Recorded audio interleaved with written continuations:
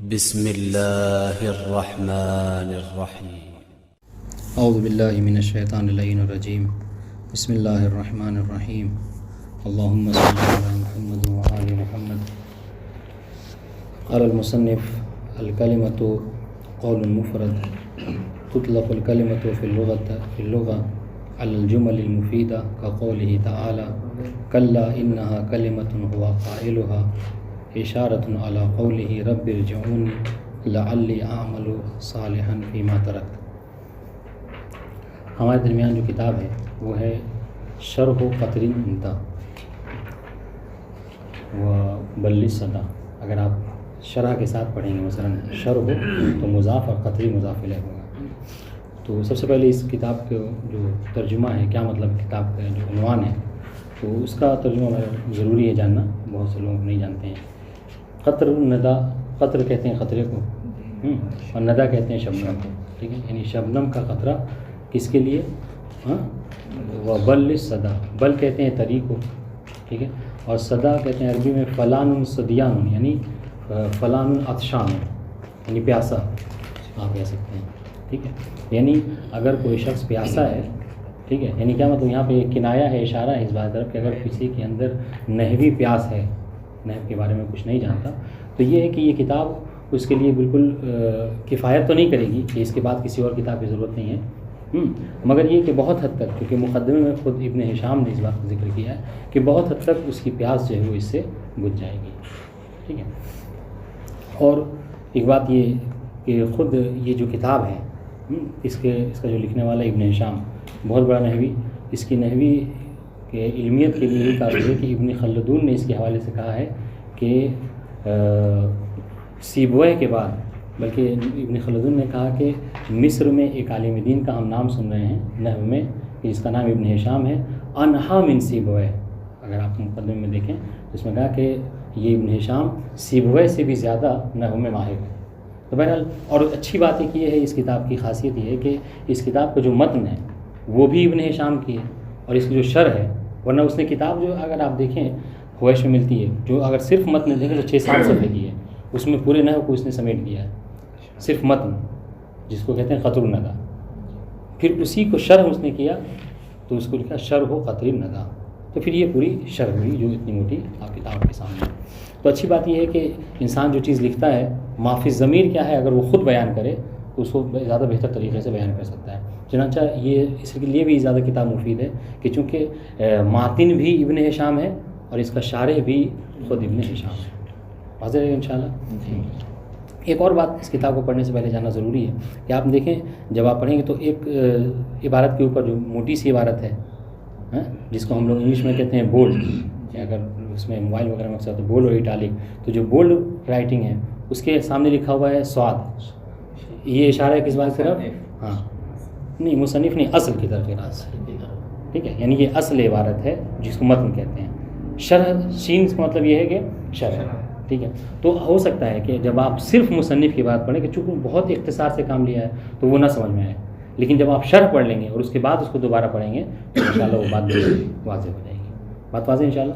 اب دیکھیں تو سب سے پہلے ابتدا انہوں نے کی، چونکہ ہم اس سے پہلے ہم نے کرنا کہ کتاب یقیناً پڑھی ہے تو اس میں ہم اکثر پڑھتے ہیں کیا کہ کلمے کی فن، علم نحو کا جو موضوع ہے وہ 2 چیزیں ہیں، کلمہ اور کلام.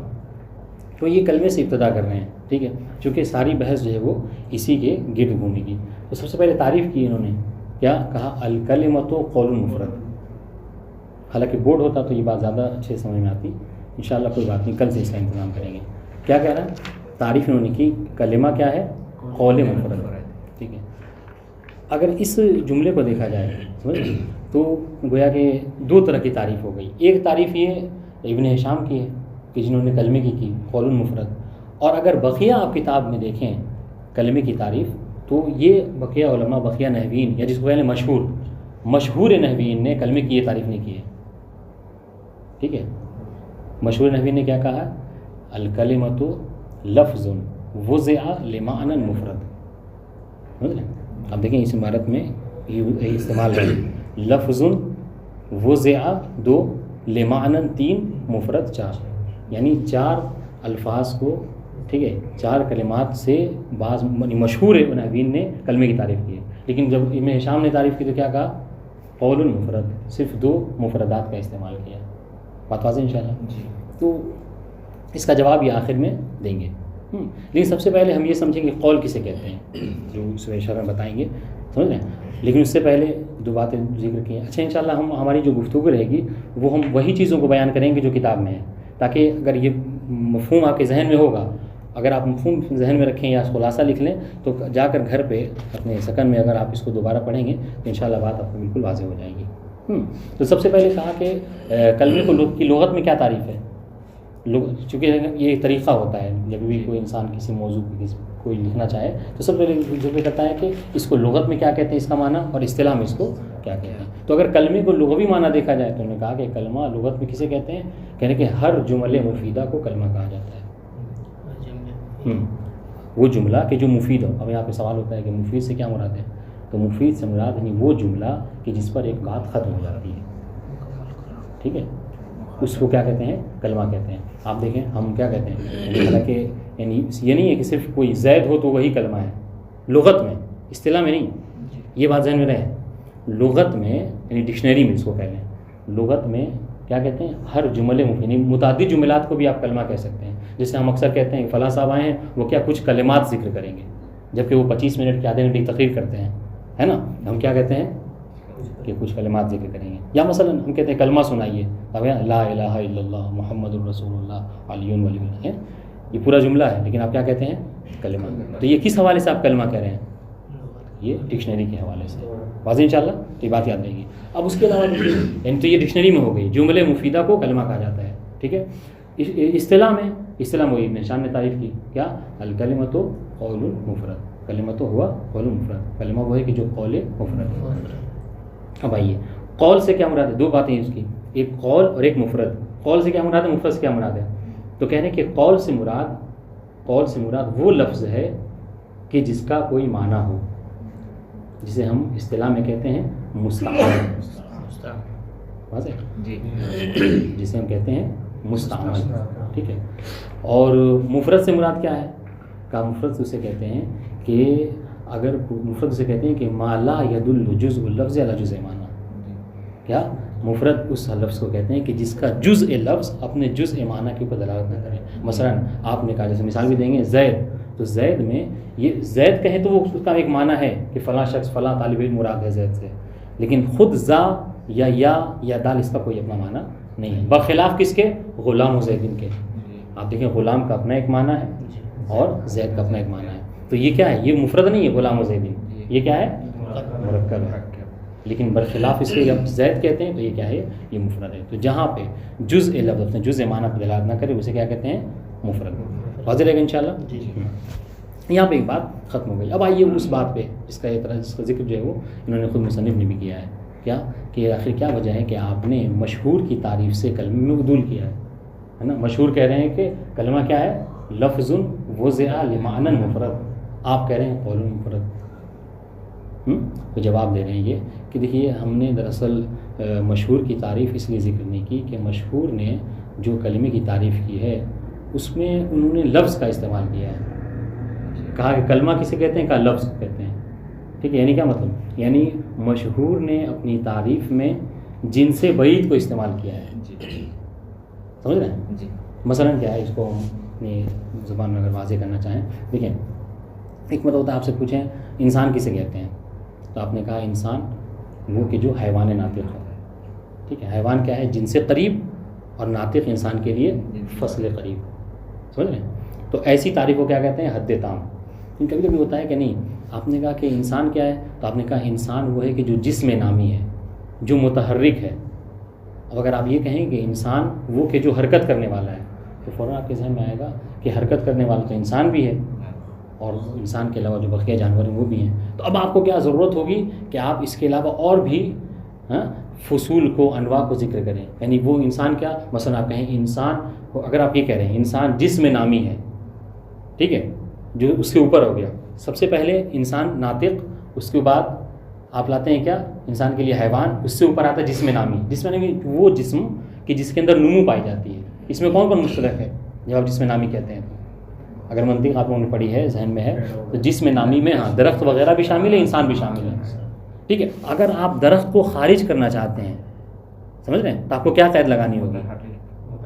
متحرک کہیں یا پھر آپ کہیں تھے حیوان، سمجھ رہے ہیں، تو یہ درخت وغیرہ جو ہے وہ پھٹ جائیں گے، ہے نا. تو یہاں پر کیا کیا ابن ہشام یہ کہنا چاہ رہے ہیں کہ جن لوگوں نے کلمے کی تعریف لفظ کہہ کے کی ہے، سمجھ رہے ہیں، تو ان کو ضرورت اس بات کی ہوئی ہے کہ وہ لفظ کے ساتھ ساتھ کیا کریں، کلمہ وضع کا استعمال کریں. ایک اعتراض تھا اس کے اوپر، اب یہ ذکر کریں گے کہ آپ نے کلمے کی تعریف میں وضع کا استعمال کیوں نہیں کیا، جیسا کہ بہت سے لوگوں نے کیا ہے. تو کہا وضع کے محتاج وہ لوگ ہیں، یعنی موضوع کہنے کے محتاج، موضوع کہہ لیجئے، مستعمل کہہ لیجئے، سب ایک ہی بات ہے. وضع کسے کہتے ہیں؟ یعنی ایک لفظ کا ایک معنی کے لیے وضع کرنا. اور علم اصول میں ابتدا میں ہی وضع کی تعریف میں یہ بات ہے کہ کسی لفظ کا کسی معنی کے لیے وضع کرنا. تو کہا کہ آپ نے اپنی تعریف میں وضع کا استعمال کیوں نہیں کیا، جبکہ ہم دیکھ رہے ہیں مشہور نے کیا الکلمۃ کیا کہا ہے، لفظ وضع. تو یہ وضع کا لفظ استعمال کیوں نہیں کیا؟ کہا کہ ہم نے جب قول کہہ دیا تو ہمیں وضع کہنے کی ضرورت نہیں پڑی. کیوں؟ اس لیے کہ وضع کہنے کی ضرورت اسے پڑتی ہے کہ جب کیونکہ انہوں نے لفظ کہا ہے، اور لفظ جب کہہ رہے ہیں تو لفظ کے ساتھ ساتھ کیا ہے، مہمل بھی داخل ہے، ٹھیک ہے، اور مستعمل بھی داخل ہے. اس لیے مہمل کو خارج کرنے کے لیے ان لوگوں نے کیا وضع کی قید لگائی. اور جب ہم نے قول کہہ دیا تو قول سے مراد صرف وہ الفاظ ہیں کہ جس کا معنی ہو، یعنی لفظ اگر دیکھ تو اس کا مطلب کیا ہوا، اس کا مطلب یہ ہے کہ قول، موضوع، مستعمل، یہ سب اصطلاح الگ الگ ہے، معنی سب کا ایک ہے. سمجھ رہے ہیں؟ یعنی لفظ کہہ لی، لفظ نہیں، قول، موضوع اور مستعمل، یہ ان الفاظ کے لیے بولا جاتا ہے کہ جس کا معنی ہو. واضح انشاءاللہ.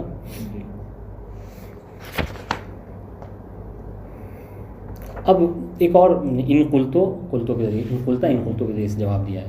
وہ کہہ رہے ہیں کہ چلیں اس کا مطلب یہ ہے نا کہ یہ جو مشہور نے کیا ہے لفظ کی تعریف، کلمے کی تعریف میں، گرچہ انہوں نے زیادہ الفاظ کو استعمال کیے، لفظ وضع لمعنی المفرد، آپ نے کہا قول مفرد. کہہ رہے کہ ایسا تو نہیں ہے کہ مشہور نے غلط کیا، سمجھ رہے ہیں، آپ بھی جو ہے وہ مشہور کی طریقے سے آپ بھی مشہور والی تعریف کو اختیار کرتے ہیں. آپ نے عدول کیوں کیا؟ تو اس عدول کی وجہ بتا رہے ہیں. ہم نے عدول اس لیے کیا کہ تعریفات میں، سنیے گا، تعریف جب کبھی کسی چیز کی تعریف کی جاتی ہے تو کہتے ہیں تعریفات میں اہل نظر کے نزدیک اجناس بعیدہ کا استعمال کرنا کیا ہے، یہ معیب ہے، یعنی عیب ہے. یعنی کیا مطلب؟ جس مثال کے طور پر ہم نے پوچھا کہ صراط سکن کہاں ہے، سمجھ رہے ہیں، تو اگر ہم آپ سے یہ پوچھ رہے ہیں تو آپ کو چاہیے کہ ایک دم آپ ایسی چیز بتائیں کہ جس سے فوراً میرا ذہن وہاں پہنچ جائے، ہے نا. آپ اب کیا کہیں، مثلا صراط سکن کے لیے کہیں کہ صراط نجف اشرف میں ہے نا، نجف اشرف میں جو کیا ہے، مثلا اس طریقے کہیں کہ مثلا مدینہ قدیمہ میں ہے.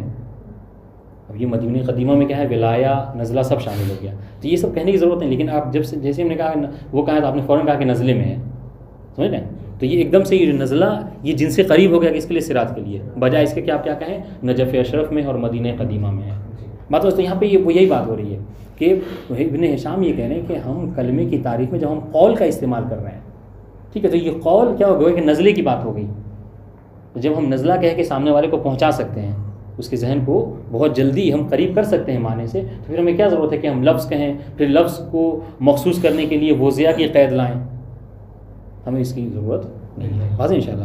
اور ایسا اگر کر بھی رہے ہیں تو کیا ہے کہ یہ اہل نظر کے نزدیک معیب ہے. تعریفات میں انسان اجناس بعیدہ کو استعمال نہیں کرتا. اسی لیے دیکھیں نا، جبکہ اگر کوئی یہ کرے انسان کی تعریف میں، انسان کیا ہے، مثلا کوئی یہ کہ جسم نام متحرک بالارادہ حیوان ناطق، اور کوئی یہ کہے تو یہ تعریف غلط ہے.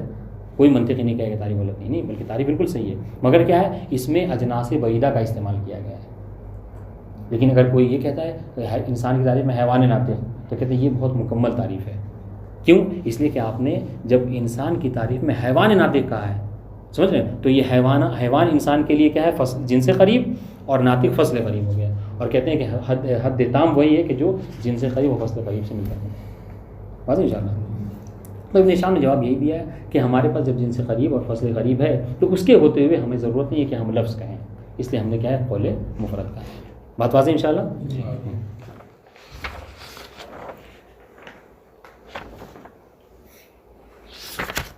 دیکھیں اسے تدبیر کریں، کوئی مطلب نہ واضح ہو تو انشاءاللہ بتائیے گا.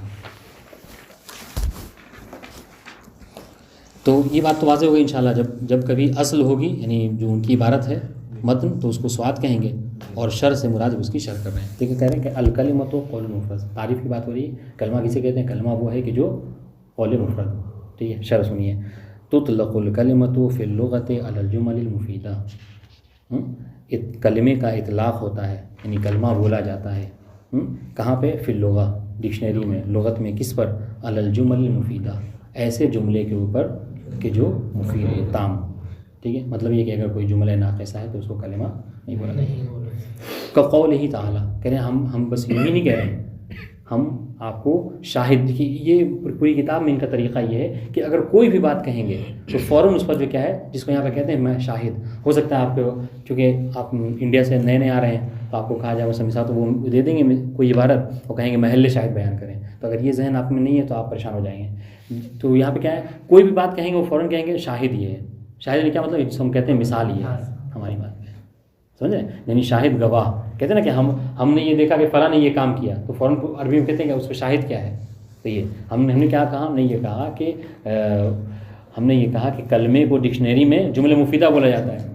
کہا اس کی دلیل کیا ہے، تو شاہد یہ ہے. کیا کہ دیکھیے قرآن مجید میں استعمال ہو رہا ہے. جیسے کیا، پروردگار نے کہا کلا انہا کلمۃ ہوا قائلھا. یہ ایک آیہ کریمہ، اگر آپ اس قرآن مجید میں اٹھا کر دیکھیں تو یہ جو پہلا جملہ ہے کلا انہا کلمہ، یہ بات کا جملہ ہے. سمجھ رہے ہیں؟ اصل آیت کس طریقے سے، یہاں سے ایسے قال رب ارجعونی لعلی اعمل صالحا فیما ترکت، یہ جملہ یہ آیت ہے. اس کے بعد یہ کہا جا رہا ہے کلا انہا کلمۃ ہوا قائلھا. یہ کفار جو ہیں قیامت میں، زبان حال یہ ہے کہ کفار قیامت میں پروردگار عالم سے یہ کہیں گے، پروردگار جب عذاب کو دیکھیں گے، جہنم کو دیکھیں تو کیا کہیں گے، قال رب ارجعونی، پروردگار ہمیں دوبارہ پلٹا دے. کیوں؟ لعلی اعمل صالحا فیما ترکت، تو وہ جو اعمال صالح ہم نے دنیا میں انجام نہیں دیا تھا، ہم اسے جا کر کیا کریں، انجام دے لیں گے. ٹھیک ہے، ان کی یہ ندا ہوگی قیامت میں. اب یہاں پر جواب آئے گا پروردگار کلا انہا کلمۃ ہوا قائلھا. کہہ رہے کہ یہ بس ان کی باتیں ہیں، وہ ایسا کرنے والے ہرگز نہیں ہیں. بات واضح انشاءاللہ. دیکھیں یہ اتنی بڑی عبارت ان کی، رب ارجعونی لعلی اعمل صالحا، کتنے کلمہ جملے ہیں اس میں، ہے نا. اس کو پروردگار نے کیا کہا، کلا انہا کلمۃ. محل شاہد کیا ہے کہ انہا کلمہ. بات واضح انشاءاللہ. ثابت کیا کرنا ہے کہ جملہ مفیدہ کو کلمہ کہا جاتا ہے. آپ دیکھیں یہاں پر جملہ مفیدہ ہے اور اس کے لیے کیا کہا گیا ہے کہ انہا کلمۃ. واضح انشاءاللہ. تو محل شاہد اکثر آپ سے یہی پوچھا جاتا ہے کہ محل شاہد کیا ہے، تو یہاں پر محل شاہد یہ رہا. واضح انشاءاللہ. وفی الاصطلاح علی القول المفرد. ٹھیک ہے، اب یہاں پہ اس طریقے سے پڑھیں. یہ عطف ہے کس کے اوپر، فی اللغہ کے اوپر. ہاں ایسے پڑھیں، تطلق الکلمۃ فی اللغہ، اور پھر سے عبارت تطلق الکلمۃ فی الاصطلاح. اصطلاح میں اس کا اطلاق ہوتا ہے کس کے اوپر، قول مفرد کے اوپر. اب یہ جو قول مفرد ہے اس کی تشریح، والمراد بالقول، ہم نے جو کلمے کی تعریف میں کہا، اصطلاح میں کہا کہ کلمہ قول مفرد ہے. قول سے کیا مراد ہے، فرما رہے ہیں قول اللفظ الدال علی معنی. قول کسے کہتے ہیں، اس لفظ کو کہتے ہیں کہ جو دلالت کرے معنی کے اوپر. گویا کہ کیا ہے، یہ قید احترازی ہے، یعنی اس سے احتراز کیا ایسے الفاظ سے کہ جس کا کوئی معنی نہ ہو. چنانچہ اگر کوئی ایسا لفظ ہے کہ جس کا معنی نہیں ہے تو اس کو قول نہیں کہیں گے. اس لیے ہم نے کیا جملہ کہا تھا کہ قول کہہ لیجئے، موضوع کہہ لیجئے یا مستعمل کہہ لیجئے، سب ایک ہی ہے. ایسے الفاظ کو بلایا جس کا معنی. واضح انشاءاللہ. کرجل و فرس، دیکھیں یہ لفظ بھی اور اس کا معنی بھی ہے. والمراد باللفظ، لفظ سے کیا مراد ہے، تو لفظ کی تعریف کر رہے ہیں. الصوت المشتمل علی بعض الحروف، لفظ ایسی آواز کو کہتے ہیں کہ جو مشتمل ہو، جس کے اندر پایا جاتا ہو کیا، بعض الحروف الہجائیہ، یعنی جو 28 اور 29 جو ہے وہ حروف ہجائیہ ان میں سے کسی ایک سے مل کر بنا ہو. سواء دل علی معنی، اب یہ چاہے معنی کے اوپر دلالت کرے، کون، دلہ میں ایک ہوا کی ضمیر ہے. اگر اس طریقے سے پڑھیں تو بہت عبارت واضح ہو جائے گی. سواء دلہ، دلہ میں ہوا کی ضمیر ہے، فاعل ہے، وہ کس کی طرف پلٹے گی، لفظ کی طرف. ہاں چاہے وہ لفظ جو ہے وہ دلالت کرے معنی کے اوپر، جیسے کزید، دیکھیں ایک لفظ ہے اور اس کا معنی ہے. ام لم یدل، یا پھر لم یدل علی المعنی، چاہے اس کے معنی کو دلالت نہ کرے، جیسے کدیز مقلوب زید، مقلوبہ حال ہوگا کس کے لیے، یدل کے لیے. ٹھیک ہے، یعنی یا پھر جو ہے کیا، زید کا الٹا دیز. اب اس کا کوئی معنی نہیں ہے، لفظ ہے، بعض حروف ہجائیہ پر مشتمل ہے، ٹھیک ہے، لیکن کیا ہے یہ، ہاں اس کا جو ہے کیا کوئی معنی نہیں ہے. تو اب ہم آپ سے پوچھیں ہے نا کہ دیکھیں آپ متوجہ ہیں نہیں ہے، یہ دیس لفظ ہے یا قول ہے؟ کون بتا سکتا ہے؟ لفظ. قول کیوں نہیں ہے؟ نہیں ہے. قول اس لیے نہیں ہے کہ چونکہ اس کا دیس کا کوئی معنی نہیں ہے. تو بس مصنف یہ کہنا چاہ رہے ہیں کہ ہم نے اس لیے جو کہ اب جب کہا کہ قول مفرد تو کہنے کہ یہ کیا ہے، یہ کلمہ نہیں ہوگا، عفواً یہ قول نہیں ہوگا. ٹھیک ہے، وقت تبین ان کل قول لفظ ولا ينعكس، یہ ایک منطقی بات ہو گئی ہے نا، اور کہہ رہے ہیں کہ یہ بات اس بات پر ظاہر ہو گئی، واضح ہو گئی کیا کہ کل قول لفظ، کہ ہر لفظ جو کیا ہے قول ہے، ولا ينعكس، لیکن اس کا برعکس نہیں ہے. جیسے ہم منطق میں کیا پڑھتے ہیں کہ کل انسان حیوان ولا عکس، کہ ہر انسان حیوان ہے مگر ہر حیوان انسان نہیں ہے. کون حیوان انسان نہیں ہے؟ مثال جیسے فرس، غنم. جی. تو اب ان دونوں میں مثلا ان دونوں میں کون سی منطق کی جو 4 نسبتیں ہیں ان میں سے کون سی نسبت پائی جاتی ہے؟ ہو سکتا ہے مثال کے طور پر آپ کو کچھ نہیں کریں، یعنی اب سامنے والا سوال کرنا چاہیے، ایک لطیف سوال، اچھا سوال کرنا چاہیے، یہ کہہ دیں مثلا قول اور لفظ میں کیا جو ہے وہ نسبت پائی جاتی ہے، اور اس پر چاروں نسبت دے دیں، آپ کو ٹک لگانا ہے. تو آپ کو کیا جواب دینا ہے؟ عموم، خصوص، مطلق. کون عام ہے کون خاص ہے ان میں سے؟ آپ بتائیے کون خاص ہے کون عام ہے لفظ اور قول میں؟ قول عام ہے، خاص ہے. کیوں؟ جس معنی ہے تو خاص ہے. لفظ کیوں عام ہے؟ جی احسنتم. لفظ اس لیے عام ہے کہ چونکہ لفظ اس کو بھی بولا جاتا ہے کہ جس کا معنی ہو، اور اسے بھی بولا جاتا ہے کہ جس کا معنی نہ ہو. جیسے حیوان، اسے بھی بولا جاتا ہے کہ جو ناطق ہے، اور اسے بھی بولا جاتا ہے کہ جو ناطق نہیں. واضح انشاءاللہ. تو بات واضح رہے گی. تو اب اس میں صاف بالکل آپ کا جواب یہ ہونا چاہیے کہ ان دونوں میں نسبت جو ہے عموم، خصوص، مطلق کی، اور عام کون ہے خاص کون ہے، یہ انشاءاللہ بات ہے. والمراد بالمفرد، ہم نے کہا کہ قول کے کلمہ کسے کہتے ہیں؟ قول مفرد. تو قول سے مراد کیا ہے؟ بات واضح ہو گئی. اب سنیے مفرد سے ہم کیا مراد لے رہے ہیں. کہہ رہے ہیں ما لا يدل جزءه على جزء معنی. مفرد سے مراد یہ ہے، یعنی وہ مفرد اسے کہتے ہیں کہ جس کا جزء لفظ اور جزء معنی کے اوپر دلالت نہ کرے. جیسے مثال دے رہے ہیں وذالک نحو زید فإن أجزاؤه، فإن ہاں کی زمین پر ڈال دیجیے گا، فإن أجزاء زید، اجزاء کلمۃ زید، تو وہ کیا ہے؟ یہ اجزاء، یہ کی زمین پلٹے گی اجزاء کی طرف. اور یہ اجزاء کون کون سے ہیں؟ زا والیا والدال.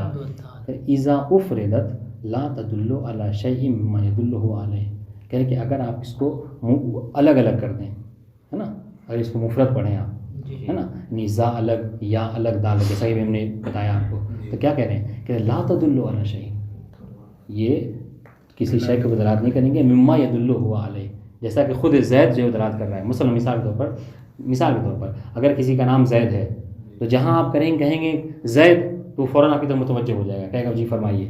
لیکن اگر آپ یہ کہیں زا یا دال تو آپ لا کہتے رہیے، وہ آپ کی طرف متوجہ نہیں ہوگا.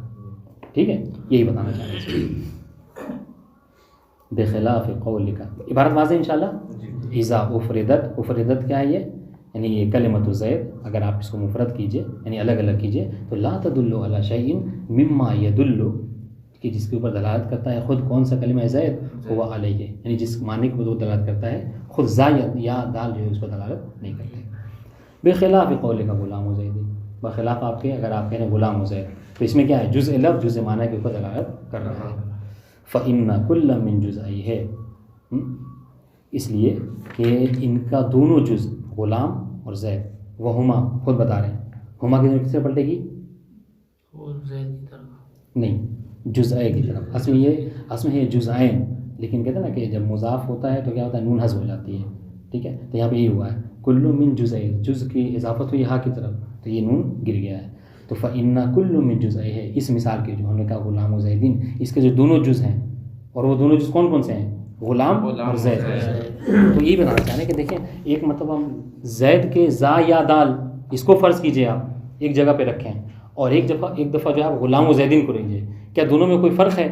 تو کہہ رہے ہیں ہاں جی فرق ہے. فرق کیا ہے؟ فرق یہ ہے کہ غلام و زیدین میں جو غلام ہو، غلام کا اپنا ایک الگ معنی ہے اور وہ اس کے اوپر دلالت بھی کر رہا ہے نا، زید کا اپنا الگ معنی اس کو دلالت کر رہا ہے. لیکن جو اس کے اجزاء ہیں زید کے زا یا دال، یہ اپنے معنی کو دلالت نہیں کر رہا.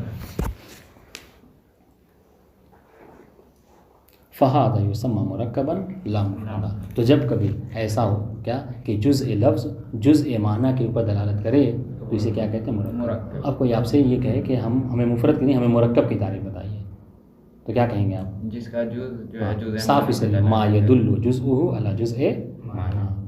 ما لا یدل یہ ہو جائے گا کیا؟ مفرد. وما یدل الجزء اللفظ علی جزء معنی اسے کہتے ہیں مرکب. واضح انشاءاللہ. اب آئیے بات ہوگی یہاں پہ سمجھ لیجیے بات ختم ہو گئی. اب یہ اعتراض اور اس کا جواب یہ چونکہ یہ فَإِن قُلْتَ قُلْتُ یہ آپ اکثر پائیں گے اس میں بھی کفایہ میں بھی اور اصول وغیرہ میں بھی. کبھی کبھی ایسا ہو جب مصنف یا رائٹر کوئی کتاب لکھتا ہو یا کچھ باتیں لکھ رہا ہے ٹھیک ہے تو وہ متوجہ ہوتا ہے کہ جو سامنے پڑھنے والا ہے اس کے ذہن میں یہ سوال پیدا ہوگا. سمجھ رہے ہیں؟ تو وہ کیا کرتے ہیں کفایہ میں تو بہت زیادہ ہے. ہم سمجھتے ہیں کہ ہر 2 صفحے 3 صفحے کے اندر آپ کو یہ ضرور مل جائے گا. کیا کہ اس کو اگر یہ چیز سمجھ میں آتی ہے کہ پڑھنے والا ضرور اس کے ذہن میں یہ بات آئے گی تو وہ کیا فَإِن قُلْتَ کہہ گے.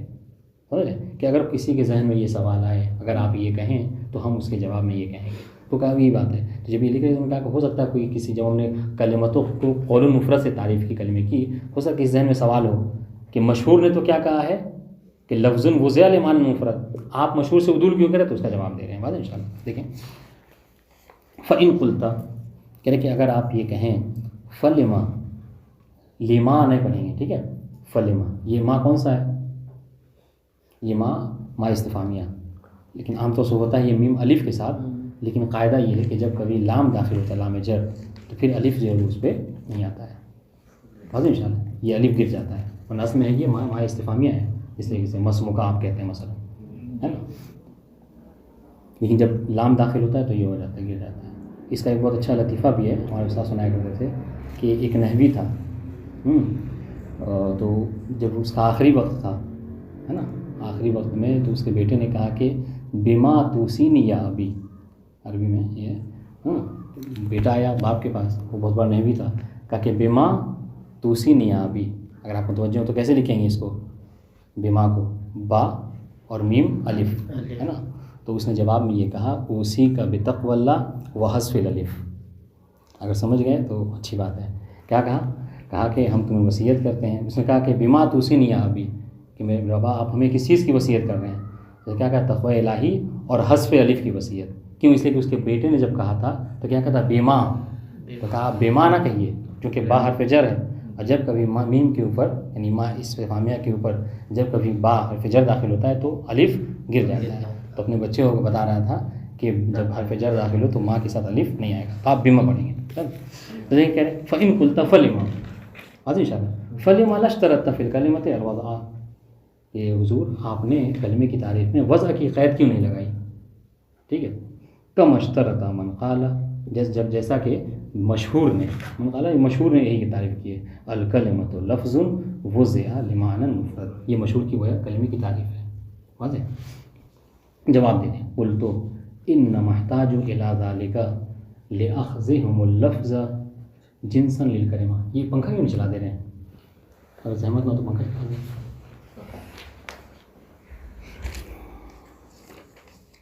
نہیں بس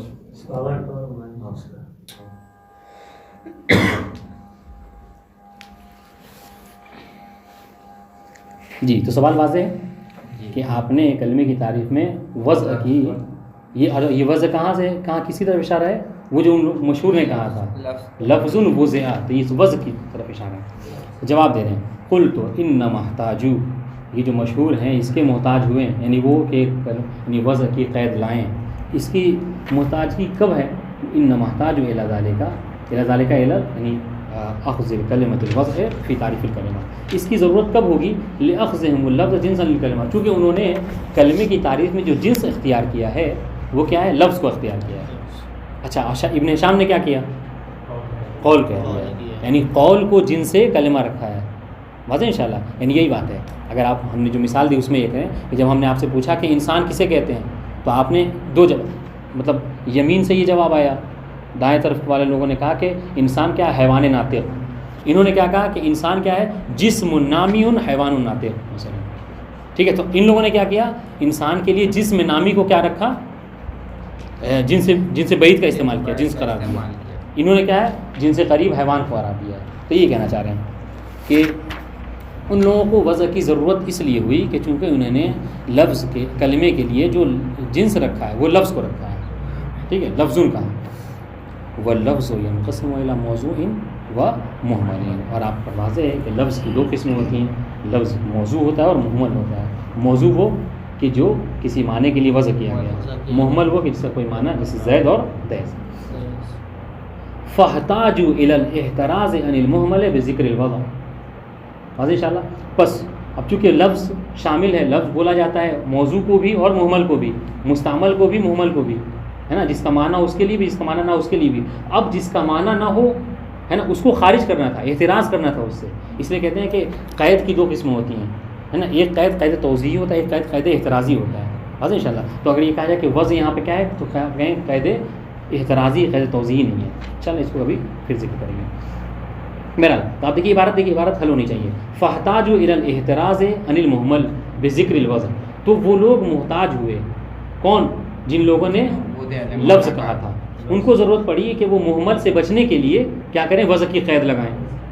ولما اخذت القول جنسا للکلمہ، جب میں نے کیا کیا، اور جب میں نے قول کو کلمے کے لیے جنس قرار دیا، لفظ کو نہیں، قول کو، ٹھیک ہے، وہو خاص بالموضوع، اور قول بولا ہی جاتا ہے کس کے اوپر، جو ایسے الفاظ کے لیے کہ جس کا معنی ہو، تو کیا اغنانی ذالک عن اشتراط الوضع، تو پھر مجھے ضرورت ہی نہیں ہوئی کہ میں وضع کی قید لگاؤں، واضح انشاءاللہ، اس وجہ سے میں نے وضع کی قید نہیں کی۔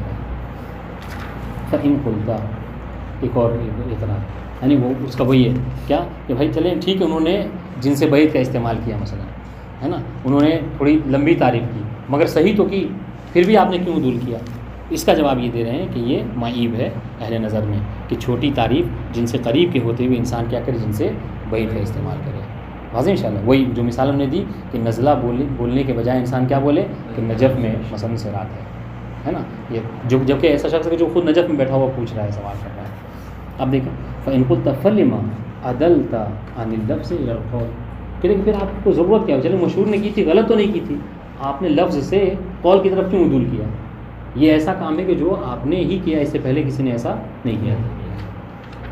قلت، تو اس کے جواب میں دوں گا کہ لأن اللفظ جنس بعید، کہ لفظ جو کیا ہے جنس سے بعید نہیں، جس میں نامی کی حیثیت سے لیکن اب کیوں جن سے بعید ہے؟ لانطلاقہ علی المحمل والمستعمل، اس لیے کہ لفظ کا اطلاق ہوتا ہے کس کے اوپر، یعنی استعمال ہوتا ہے کس کے اوپر، محمل کے لیے بھی اور مستعمل کے لیے بھی، کما ذکر، جیسے کہ بات ہم نے ذکر کی۔ والقول جنس قریب، اور قول کیا ہے، یہ جنس قریب ہے کس کے لیے، کلمے کے لیے، کیوں؟ لاختصاص ہی بالمستعمل، اس لیے جیسے کہ جس طریقے سے حیوان یہ مخصوص ہے انہی کے لیے کہ جن کے اندر حیات ہو، ٹھیک ہے، آپ درخت کو حیوان نہیں کہہ سکتے۔ اب سنیے، واستعمال الاجناس البعیدہ فی الحدود معیب عند اہل نظر، ٹھیک ہے، اہل فکر کے نزدیک، اہل نظر کے نزدیک تعریفات میں، حدود سے مراد یہاں پہ تعریفات ہیں، تعریفات میں اجناس بعیدہ کا استعمال کرنا اہل نظر کے نزدیک کیا ہے، معیب ہے، عیب ہے، ٹھیک ہے، جن سے قریب کے ہوتے ہوئے جن سے بعید نہیں بولا جاتا۔ البتہ یہ شراح نے قطع النداء کی بھی، اس کی شرح قطع النداء کی بھی شرح ہے، اس پہ انہوں نے یہ تعلیقہ لگایا ہے کہ یہ دیکھیں یہ عیب نہیں ہے، جن سے قریب کے ہوتے ہوئے جن سے بعید کا استعمال کرنا یہ عیب نہیں ہے، بلکہ کیا ہے، یہ خلاف اولا ہے، آپ یہ کہہ سکتے ہیں کہ خلاف اولا کام انہوں نے انجام دیا ہے، لیکن عیب جو ہے بہرحال نہیں۔ انشاءاللہ پہلا درس ہے یہاں تک رکھتے ہیں، والسلام علیکم ورحمۃ اللہ وبرکاتہ۔ اس سے متعلق کوئی سوال ہو تو بتائیے۔